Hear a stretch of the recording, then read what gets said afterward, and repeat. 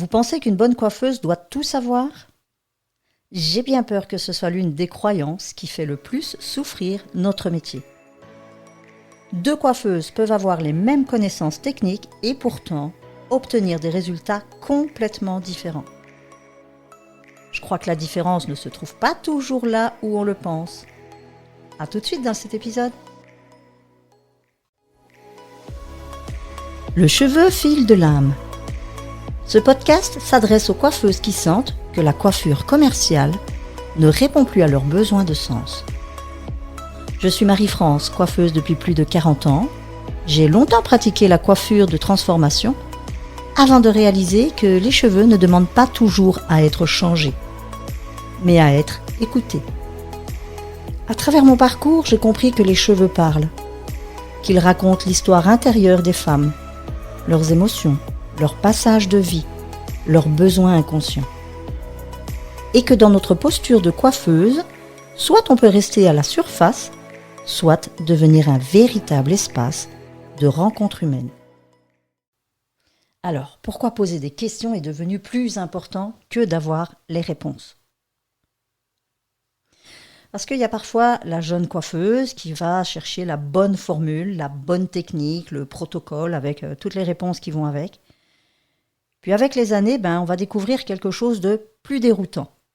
C'est on aura beau avoir la bonne technique, on peut obtenir un très mauvais résultat. Pourquoi ? Parce qu'il vous manque des informations. Parce que la cliente, elle ne dit jamais tout. Et parfois même volontairement. Parce qu'elle n'a pas idée que c'est vraiment important pour ce que vous allez lui faire, en tout cas. Et puis peut-être que parfois, elle a simplement oublié, franchement. Personnellement, il m'est arrivé une situation où un jour, je reçois une cliente. À l'époque, j'étais encore dans les transformations capillaires avec les produits chimiques. Et une cliente vient, elle me demande donc un résultat spécifique. Et je vois dans son cheveu, je le voyais tout de suite, pour celles qui ont connu les fameux sprays éclaircissants. Donc c'était carrément de l'oxydant en spray, et puis vous aspergez ça, et au bout de quelques heures, votre cheveu devient tout blond. La cliente, elle trouve que c'est anodin, parce que c'est en spray. Elle ne se voit pas qu'on lui met un produit décolorant ni quoi que ce soit, donc pour elle, ça reste anodin. Donc cette cliente me demande un certain résultat.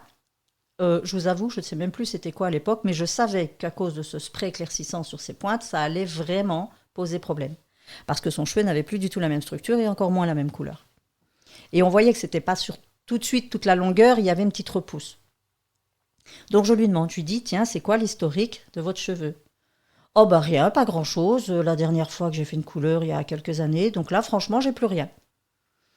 Je dis, vous êtes sûr, il n'y a pas eu quelque chose qui a éclairci, un produit que vous auriez mis, même que vous pensez anodin, je ne sais pas, un shampoing ou autre. Non. J'ai dit, vous n'auriez pas mis un spray éclaircissant par hasard ? Oh, ça ! Ouais, mais il y a longtemps. Oui, il y a longtemps, il n'y a plus rien maintenant. Voilà la croyance des clientes, qui ne connaissent rien aux produits qu'elles utilisent. Vous êtes le praticien, celle qui connaît les produits, alors on ne connaît pas tout non plus. C'est ça le problème. Là, moi, j'ai bien pu percevoir qu'effectivement, il y avait trace du spray éclaircissant. Donc, je le lui dis et je lui explique que ce qu'elle me demande, ça risque de poser problème à cause de ce spray éclaircissant. Donc là, moi, je suis claire. Je me protège, entre guillemets, dans le sens où je lui explique qu'on va peut-être faire autrement, mais on va obtenir un résultat qui n'est peut-être pas exactement celui qu'elle voulait. Et tant pis pour elle, dans le sens où, moi, je ne suis pas magicienne. Ce qui est dans le cheveu, il est là, je ne peux pas l'enlever. Et c'est là où je veux en venir à ça aujourd'hui.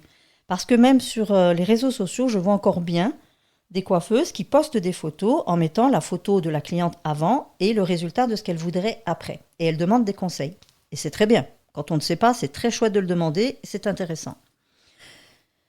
La problématique, c'est que bien souvent, sur les X réponses que je lis derrière, parfois, il n'y en a pas 2 ou 3 qui se ressemblent. Et je ne dis pas que c'est faux. Je dis juste qu'on a chacun sa perception du problème. Et qu'en plus, comme beaucoup le disent aussi, c'est que bien souvent, le problème, c'est que ça part d'une photo. La personne, elle n'a pas le cheveu dans les mains. Elle n'a pas la qualité, elle n'a pas l'histoire de la femme, elle n'a rien.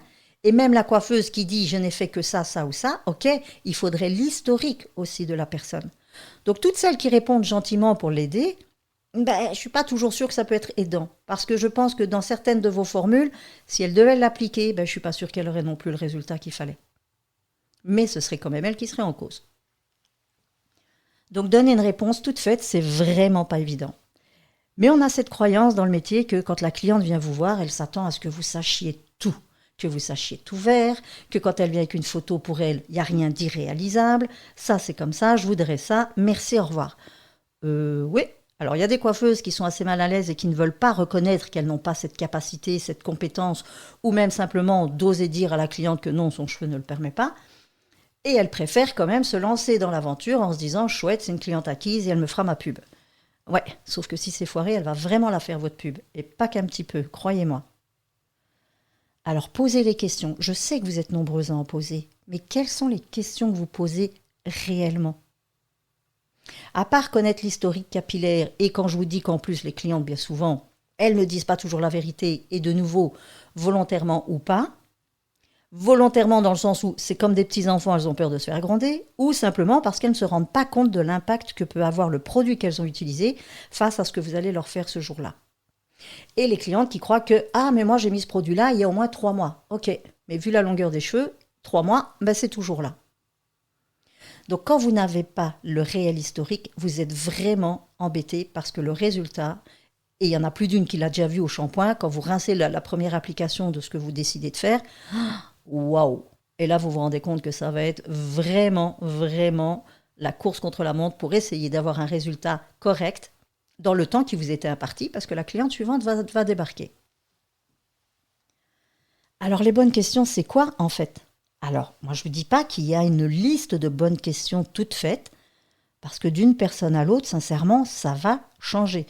Alors, soit c'est vos clientes habituelles, vous les connaissez suffisamment et vous êtes apte à leur poser des questions, même parfois peut-être un peu plus directes ou plus intimes. Et puis quand c'est une nouvelle cliente, ben, moi j'ai presque envie de vous dire, c'est avec elle qu'il va falloir en poser le plus, parce que vous ne la connaissez pas du tout, vous ne savez pas comment elle vit, comment elle est et ce qu'elle va vous raconter. Donc l'observation déjà, vous, du cheveu, c'est certain. Vous l'avez dans les mains, vous sentez sa qualité. Alors parfois, ce que je trouve dommage, c'est que c'est vrai, quand on applique une couleur, on le fait sur cheveux secs. Et que parfois, le cheveu, même s'il n'a pas été tout à fait propre tout de suite, ben, on le laisse tel quel. Ce que je trouve dommage, moi, parce que c'est quand le cheveu il est mouillé, moi, qu'on va vraiment mieux sentir sa qualité. Parce que si la cliente, elle débarque chez vous, qu'elle a fait son shampoing la veille avec un super soin, kératine ou autre, le cheveu, il est magnifique. Mais une fois que vous allez appliquer, par exemple, votre décolorant ou autre chose, qui soit un peu plus agressif, au moment du rinçage, waouh, là aussi, vous risquez d'être surpris, mais pas dans le bon sens. Donc, avoir les mèches mouillées dans les mains, ça permet quand même de connaître réellement leur texture. Et encore, de nouveau, tout dépend du produit que la personne utilise. Si en plus c'est quelqu'un qui a subi, si c'est quelqu'un qui a reçu un soin kératinique pour lisser. Donc, de nouveau, ça, c'est vos connaissances. Là, je ne dis pas. Là, vous êtes, alors pas censé tout savoir, mais de connaître à fond votre technique et vos produits quand vous les utilisez.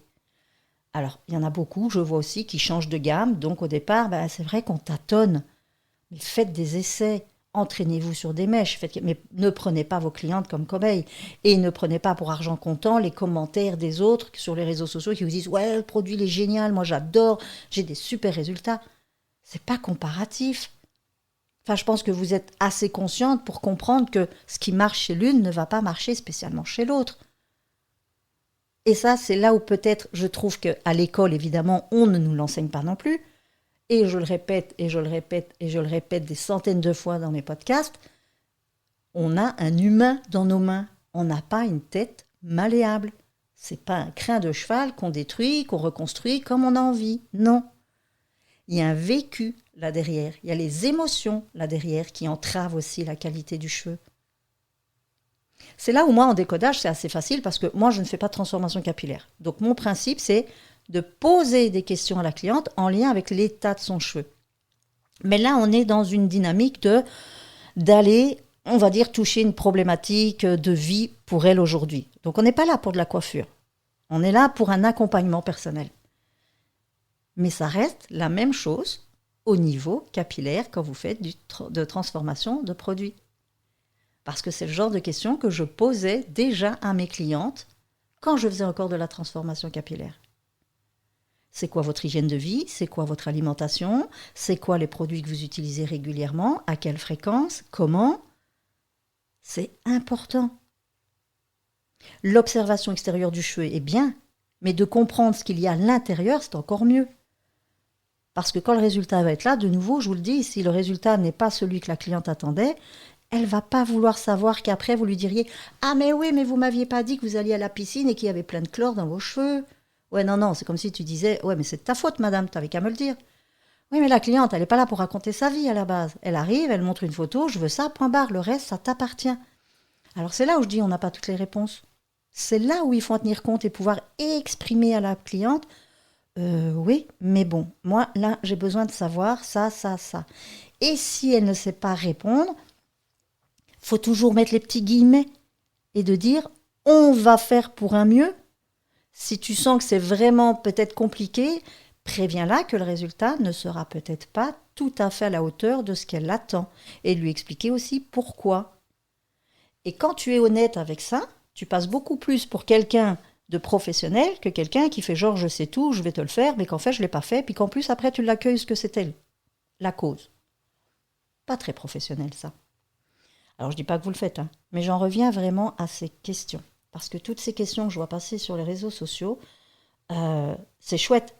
Mais à travers un biais comme ça de vidéos ou de photos, ça ne représente en rien la réalité.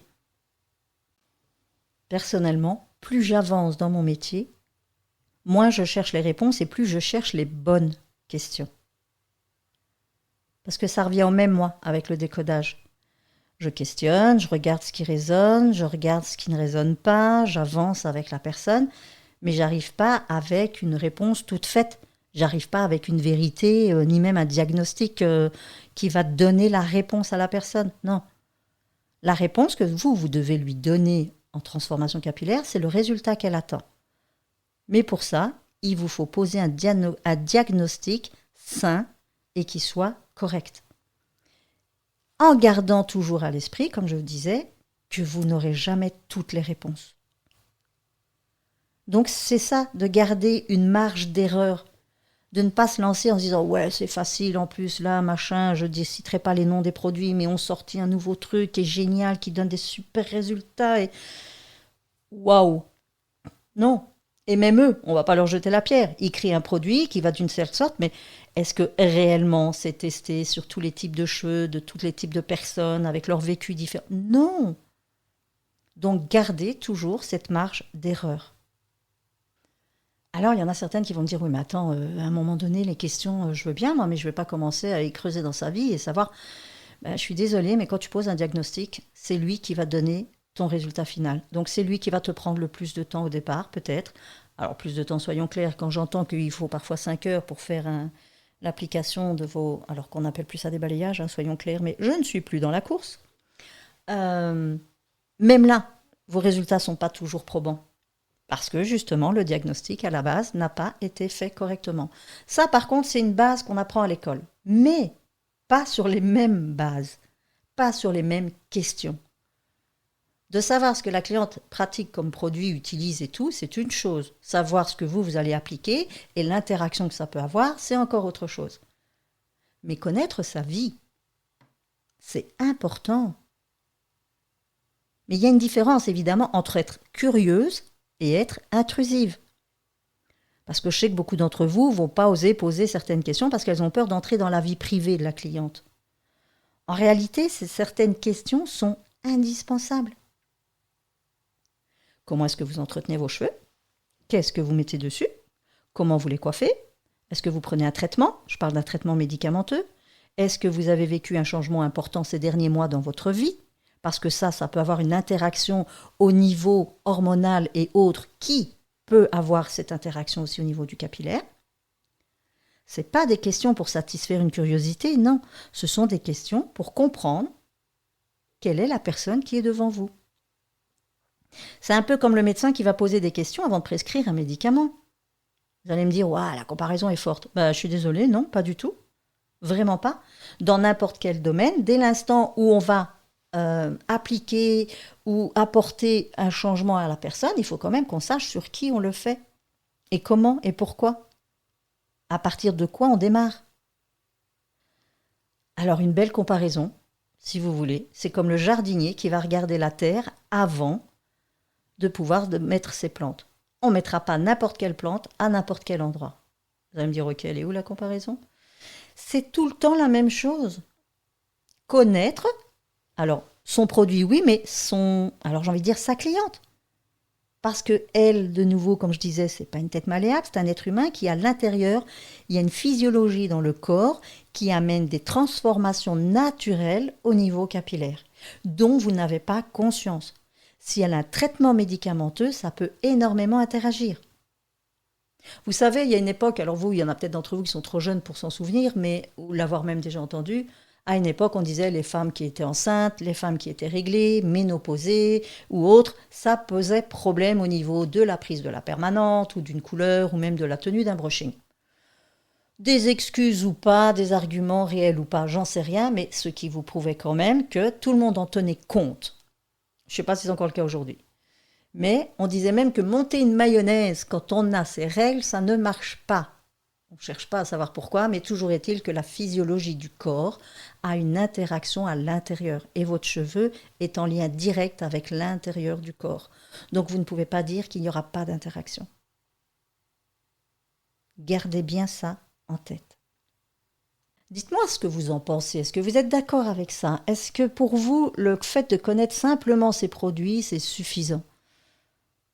Est-ce que vous avez déjà eu des situations où vous étiez persuadé d'avoir le résultat voulu parce que vous connaissiez votre produit, mais qu'en fait, ça ne s'est pas du tout avéré comme ça?